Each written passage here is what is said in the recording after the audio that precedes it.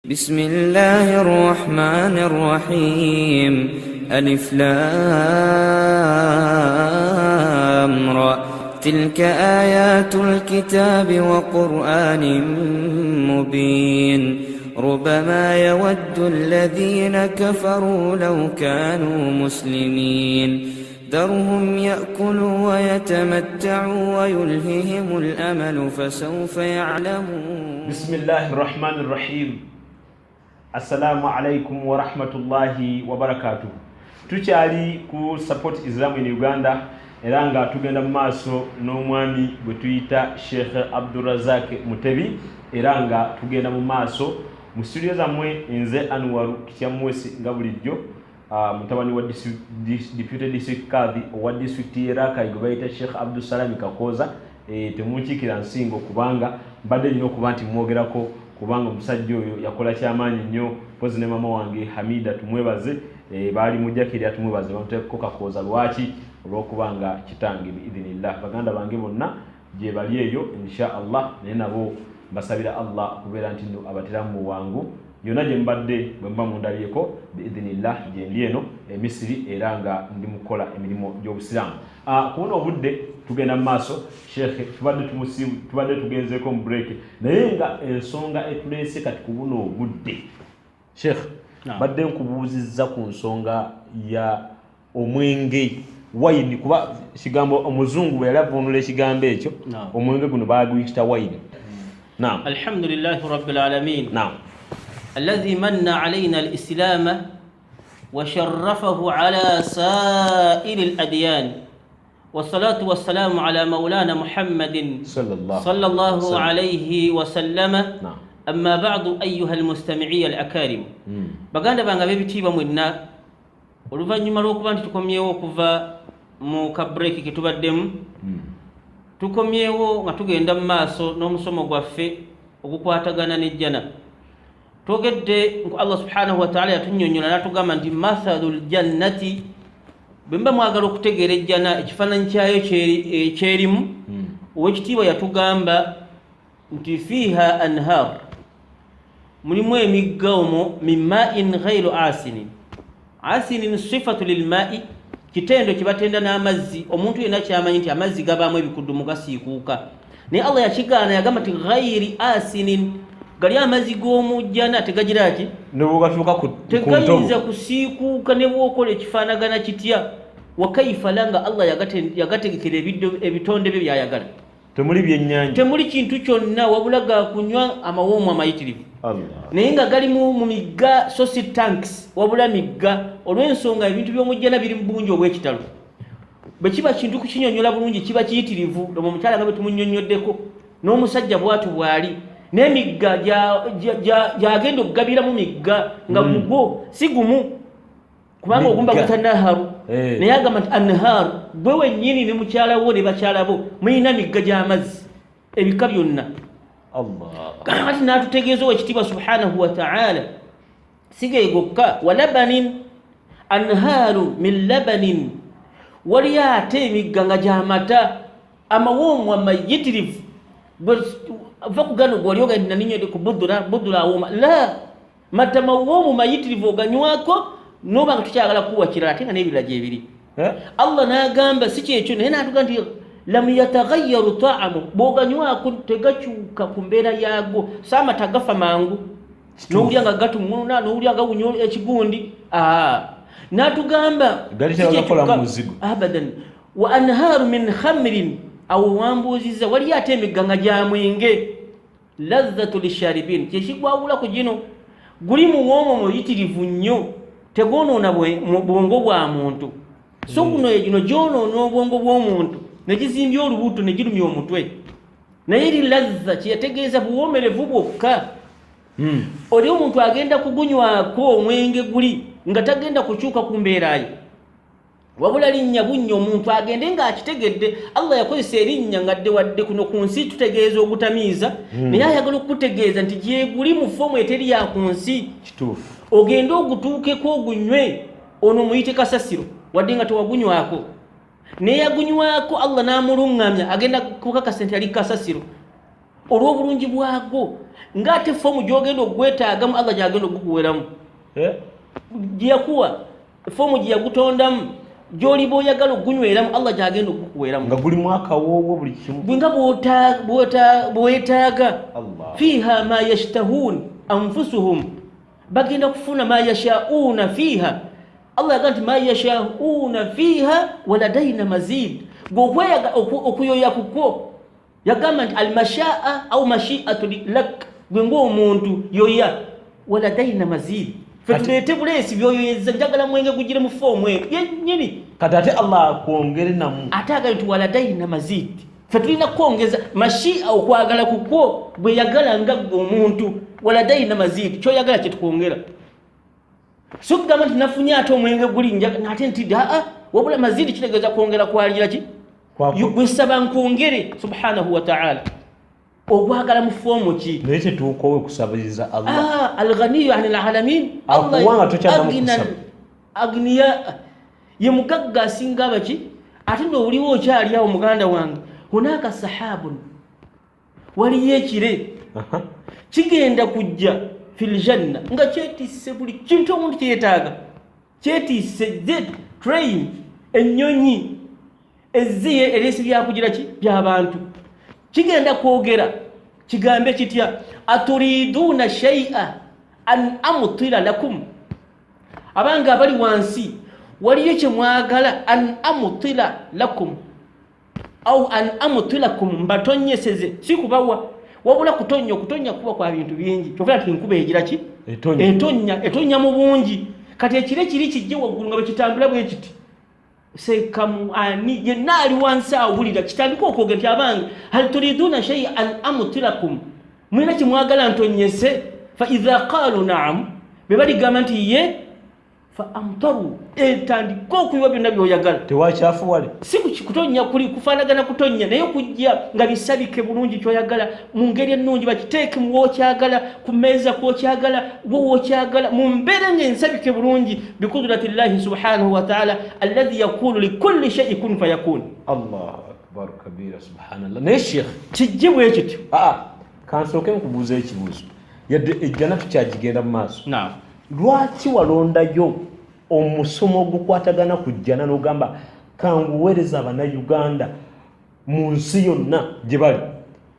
kuba abantu bonna bannanga bali e India amasimu gammwe gemu kuba tugafuna abantu abali mu bitundu ebyenjawulo bya Uganda abali e London abalaba support Islam abali mu Uganda abali mu nsi zonna tulaba comments zammwe likes zammwe okusharinga video zammwe video zaffe kugamba n'abalala bazijjayo ate ne baziteeka ku Facebook zaabwe hawula twalabye embeera zo zonna butya bw'otambuzaamu ebintu byaffe barakallahu fik Allah tusaba abeere nga akusasulamu bulungi bwereere hawula binti abdu ensonga gy'okola Allah akuteeremu bulungi bwereere naye abantu bonna buli agenda ku support Islam teekamu support Islam in Uganda ku Facebook ojja kulaba video zaffe ogende mu videos okirikinge olabe video zaffe oba konamu support Islam in Uganda ku YouTube obikule olabe Facebook gundi zaffe oba genda ku namba eno ey'essimu gyengenda okukuwa otukonemu otusabe clips za videos oba ne audio okonemu enamba eri +20 1223 91 7171 munansonyiwa okubeera nti nsosi nensazaamuko naye Sheikh wekitiibwa mbadde nsaba otubulire lwaki walondayo muli kugamba jjana bizati lwaki jjana giwalondayo tubeere nga ogisomesa abantu bonna mu butuufu alhamdulillahi rabbil alamin mu butuufu kibuuzo kirungi nnyo era nkyaniriza n'essanyu okuba nti omubuuziza ekibuuzo ekyo na buli muntu yenna yalibadde akyebuuza ensonga enkulu ennyo ku kigambo ky'okulonda ejjana nakiraba oba nakisanga nga ffenna buli muntu yeeyita omukkiriza ekyo kyekigendererwa kyaffe okuva min ladun adama okuva Allah lwe yatonda Adamu abakkiriza okuva okutuusa olwaleero twagala jjana naye kathiru min annansi la yaarifuuna aljanna au maana aljanna bihakikatiha abantu bangi balekayo okukola nga tebamanyi butuufu bwa jjana olwo omuntu asobola okubeera awo nga tamanya jjana efaanagana etya biki ebigirimu n'osisinkana omuntu ng'asaala nga Yesu lazimanyi tyazisalira Allah tezimukwatako anti yagamba kusaala swala zize natamanya nti okusaala kuno Allah agenda kuzimuwaamu ki ejjana n'ejjana tagimanyi naaba ng'agayala era bw'afunamu obuzibu nti nze ne swala ze nazirese anyiize kuba tamanyi ayagamba zaani za Allah natamanya nti jjana Allah gy'agenda omuwa tamanyi bulungi ki bw'agenda kufuna olwaliro kyova olaba nti omukyala atuuka n'agenda masala nga bano bannyinaffe abakola wano n'agenda ku mulimu n'atuuka ku mulimu amuga nti bagenda kumuwa $600 masala ekyokulabirako naye omukyala oli nga mukambwe ennyo n'agamba nti wano nze tewali kusaala olina okwambala empale teri byakwebikkirira ebyokusiiba tebimukwatako kati omukyala ono nakkiriza $600 luli natamanya nti kino kyebamufiiriza kisinga $600 n'ensi n'ebigirimu kubanga okusaala kuno kukutwala ebijjana nga bw'ogirabye omuntu avuga nga wano ku nnyonyi naye ate yawma alqiyama omuntu agenda givuga tebali byakumuyigiriza talina kugamba n'otunuulya omuntu nakkiriza $600 luli n'aleka esswala n'omusinga nga tasaala tasiiba ayambala nga naye ng'agamba ensonga ezo omukama we yagira ki yamugaana bangi ye yaŋŋaana n'atunuulira $600 luli natamanya kikyafiiriddwa kati olumala okumusasula bebba emmotoka negenda emukuba eri gyayagaanye okukolera ate gyalaze natamanya wa gyalaga bamaze oddumuwa aba asala bw'ati emmotoka nemukuba bamusooka kwe balutwala tamanyi kigambo songa omuntu ate madamu tayongera kusasula bantu be tajja basasula songa kyamusuuziza kyekiki naye bw'obanga omanye ejjana oga nti omulimu gugira ki nguvuddeko ono kikyagamba ndekeyo okusaala ndekeyo okwambala la sijja gukola natunatya mu maaso ga Allah nfe bantwale muli bandese enjana nga bwenjulidde abasajja abalungi ngabo n'abasangawo abasajja bakulu basiba batukubamba okwo litagenda kukuba basiba batuwalaganya batutwala tetulinnya kati mbisubwe neswala aleka amakulu ng'aleka omulimu nga olwo agenda ki ku swala za Allah ng'aleka sente $600 tebuna kye buzitowa kati naye ntabanga abantu tebamanyi olwaliro omuntu bw'ategeera ekintu afaayo nnyo ekyokulabirako e Uganda wano waakyakayo vanira ne baga nti vanira afuna sente mpitirivu abantu ne bakitegeera nti vanira agira ki afuna sente abantu batemwa emmwanyi ne batema ebitooke ne basaawa ebibira ne bagira ki ne basimba vanira ng'akimanyi nti vanira agenda kumuwa kyagira ki kubanga amumanyi kyamutemye emmwanyi yategeera obukulu bwaki bwa vanira so omuntu waba tategedde kintu agayaala so n'ataleka bwenzi kusobola kuyola jjana n'asigala nga yeetunda kubanga tamanyi kanendebedda nti abantu bagenda kutuuka yawma alqiyama maaso ga Allah nga tebamanyi kibaafiirwa bangi nnyo abantu baleka esswala n'alwala nti obulwadde bunzita natamanya nti obulwadde siokujjaako kubanga osinza Allah nga bw'aba ayagadde nomanya nti osaawa eyo noosobola okufa n'ogenda ku byengero bulwadde tebulina kibugenda kukoza abala balimba nti nze ndi mu nsonga kumbe ebyo byonna tebamanyi kiki bagira ki olwo omukyala bamuyita mokha yaliwo ku mulembe gwa Imaamu Ahmad omukyala oyo yali atunda ngoye ndaba abakyala abaayagala ki abaayagala ejjana omukyala ono bw'atuuka mu kutunda engoye ekiro waliwo patro yatambulanga erina emiriro yetambula nagyo omukyalo ono yayozanga engoye n'azaanika ku musana kati ekiro ekitangala kino yatuulanga basajja bali bayimiriranga nnyo ku njuye be bayimiriranga ku njuye yeyambisa kyansi y'ekitangala ky'ebitala by'abasajja bali n'ayoza ki engoye ze kati omukyalo ono engoye zino yazaawula ku ziri ze yayozezza ng'ali ku musana era ng'eri bbeeyi ayagala kutunda ndala neeno gye yayozezza ng'akozesa ebitala by'abasajja ekiro ayagala zitunda bbeeyi ndala omukyalo bametanga mokha dwaki n'agenda eri Imaamu Ahmad namubuuza nti njagala ompeesa okumuki ziri engoye nazoozezza nga ndi ku musana ate zino nzoozezza nga nayeyambisiza ebitala byaki musajja amuga nti la arafaru tewaliwo njawulo omukyala agamba nti la ekyo Allah tayinza kukisiima dwaki kubanga bino abasajja omuliro gwabadde gwabwe saabasabye kitangaala kino naye ate eri Allah yaawa gwabayiza eki talina gwabanja naye bano ekitanga namuga nti la mpa hukumu olaba abakyala bakkiriza lwaki alema okutuuka yauma alqiyama nga yakumpanya abaddu ba Allah subhanahu wa ta'ala olaba ejjana baginyonya ayagala halalin akula omulimu nga Allah agira ki naye abantu n'olwaleese okutunulabe omuliro gwa munne n'ajjayo amanda gamba oli atema n'akokota ettaka ng'amanyi nti ekigundi kiyita wano nosinga nanga wakyama wati wagenda wagira kyamakoona wano ettaka yalisika n'alitwala naye nga sirirye eryo ogenda kujja nalyo yauma alqiyama olyetikke olikube mu bbaliro bakulabe weeryetisse ogenda okuliwa nnyini yauma alqiyama olutalo mulwokka bwe luti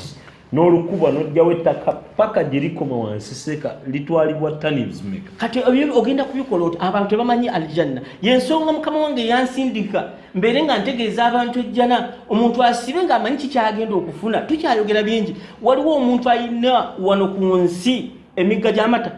taliyo tugenze mu America omusajja alina emigga gy'amata kakabenga kayanja kakabaka waliwo omuntu alina amazzi ng'alina migga giryawo tegisuukuka taliyo nti tegisuukuka giryawo tekiriyo waliwo alina omugga gw'emibisi taliyo kati ebyo byonna byonna ogenda kubisinganawa fil janna kati omuntu oba ategedde ebintu byeresensi n'akolera ki n'akolera ejjana n'amanya nti kuno ndiko omugenyi yensonga mukadde wange enkulu eyandeese nnyonnyola abantu ma hiya aljanna kiki ejjana kye tulwanirira kyekyo tubeere nga tutuuka mu maaso ga Allah nga twesiimye nga naye atusiimye subhanahu rabbul bariya jazakallahu khaira sheikh wallahi olunaku olwaleero tusanyuse nnyo era tuli basiimu buli lwojja kugamba tweyongera kufuna bipya bannange mwenna mbakubiriza n'omwoyo gwange nga nsooka kwekubiza nze kennyini tubeere nga tuvaayo tutandike tukolerere kibayita ejjana ba mu by'okwegayaaza eddakiika tezijja kubeera 5 butuufu ofe nze kennyini bajja kumbika bajja kunziika naye bino ebigambo byenkugambye kale ne bw'oba tobisobodde ggwe kubiteeka mu nkola kale tulisiragirira mutabani wo naye agenda awulirize ku bigambo bya support Islam in Uganda kale bw'oba tosobodde kale gamba mukwano gwo ye agenda awulirize kale gwe naawe ne bw'oba toli musiraamu naye kale at least kwatayo omusiraamu omugambe genda owulirize ku support Islam ojja kubeera nti nno olina kingi nnyo ky'okontributinze eri ensi yaffe Uganda mpozi n'obumu obusiraamu okutwaliza wamu sebo baako b'otumira sebo kubanga tulinayo eddakiika nga emu inshallah taala beerako b'otumira mpozi baganda bange ab'ebitiibwa ntumira abo bonna mu mpuyi zonna abatulaba abatuwuliriza abafaayo ennyo okubeera nti batwala ebigambo byaffe ne babiteeka mu nkola nga bakimanyi nti ffe tutuusa butuusa n'ebigambo bya Allah subhanahu wa ta'ala mpozi ne nzizaako okwebaza abaduatu bonna mu nsi yonna naddala okusingira mu Uganda abakoze nnyo okutuusa ekigambo kya Allah eri abaddu ba Allah subhanahu wa ta'ala nabo baganda baffe bonna abali mu mawanga agatali gamu nga sheekhe wange w'ekitiibwa Ahmad Rujja Sheikh Mazinga abo bonna mbatumira nnyo n'abalala bonna mpozi ne sheekhe wange Miradu gyali yonna okubeera nti bakoze omulimu munene n'ababafaanana okuba nti bategeeza abantu Allah kyeki bawule Allah subhanahu wa ta'ala mu butuufu basobole okwesiima n'ejjana ya Allah subhanahu wa ta'ala nga kyekigendera kya buli muntu yenna akowola okubeera nti azeri Allah subhanahu. Barakallahu fika wa jazakallahu khaira. Mpozi nze ngenda kusooka ntumire Pearl of Africa Radio mu Uganda, Salama TV bukedde gamba tubatumira n'abalala abali ku mukola ku mulimo bwe gutyo ogw'okubeera nti batambuza amawulire okubeera nti nno balaga abantu kyekigenda mu maaso mu nsi wallahi mutuufu mwebale nnyo mwebali ddala sigadde ndikisya Mwesi Anwaru wano ku support Islam in Uganda. Wassalamu alaikum wa rahmatullahi wa barakatuh. يا من أجبت دعاء نوح فانتصر وحملته في فلكك المشحون